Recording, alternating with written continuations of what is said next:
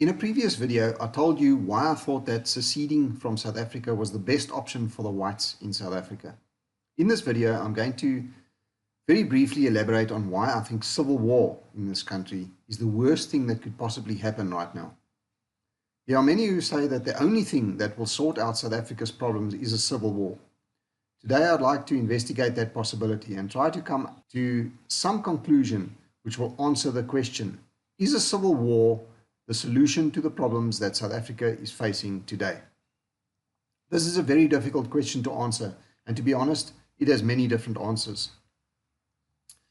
These answers will depend on many factors. If civil war were to break out in South Africa, I am pretty sure that the white people will not be responsible for starting it. This is not that the rest of the world will be told, but I am pretty sure that the whites will not be the initial aggressors. At the moment, the whites might seem to be unprepared, and to a large extent they are. Certainly, most white people are almost totally ignorant of the situation in South Africa and would be caught with their pants down, so to say, should a civil war break out tomorrow. However, there is a large number of white people, particularly men, that are aware of the situation and have been preparing to deal with a possible civil war for a long time. Most of these people are mature males between the ages of 40 and 55. Being this age group, almost all of them have served in the old SADF and are trained in many disciplines of warfare. These men have been preparing and training for this possible event. They have also been pulling in the younger generations and imparting their knowledge onto them. These individuals are mostly well armed and capable of posing a formidable force.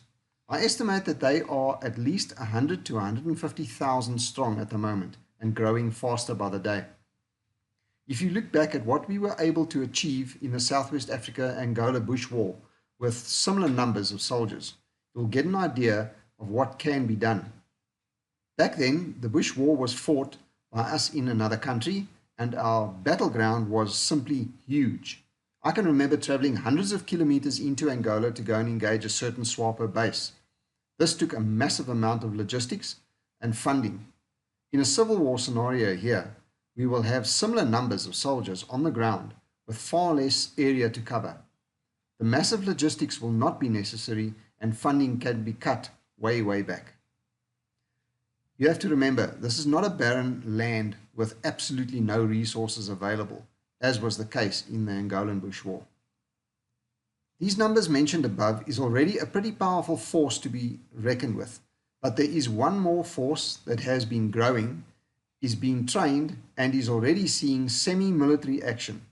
This is the private security industry in South Africa. The private security industry in South Africa is already bigger in numbers than the SANDF and the SAPS combined. Now, when we talk about the security industry, we're not talking about the security guards standing in front of a school or a shopping center. We are talking about the reaction units that are constantly fighting crimes such as vehicle hijackings, cash-in-transits, and let us also not forget those South African men who have been active in places like Afghanistan, Iraq, etc. They are estimated to be around 12 to 15,000 strong at the moment. Combine all of these groups and you have an army to be reckoned with, no matter which way you look at it. Now let's take a look at what we could be coming up against. As we already know, the SANDF is bankrupt. Just the other day, they tried to basically blackmail the government into loaning them 50 billion rand to ensure the country's security because they don't have any more money. Roughly 60% of them are HIV positive and only there for the free ARV treatment they receive. However, there will still be a contingent of them who are capable of posing a decent opposition. And they will all be armed, no matter what condition they're in, they will all be armed and fairly well equipped. The only problem is that even though they are armed and equipped, they are not well disciplined, not very well trained, and they are not that bright. They also have no real leadership that can strategize. Any well-disciplined and armed force would have them disorientated and broken up pretty quickly. After that, they will be no more effective than the civilians running around with guns, of which there will be many. The SAPS forces are literally a joke and will not be in any position to pose any real opposition. They would be neutralized fairly quickly, I'm pretty sure. Having said all of this, Having said all of this, there will be some serious conflict and a lot of people will lose their lives. Due to what I would call superior training and use of more well-planned and strategically executed operations, the casualties on the black combatants will end up being way, way higher than that of the white combatants.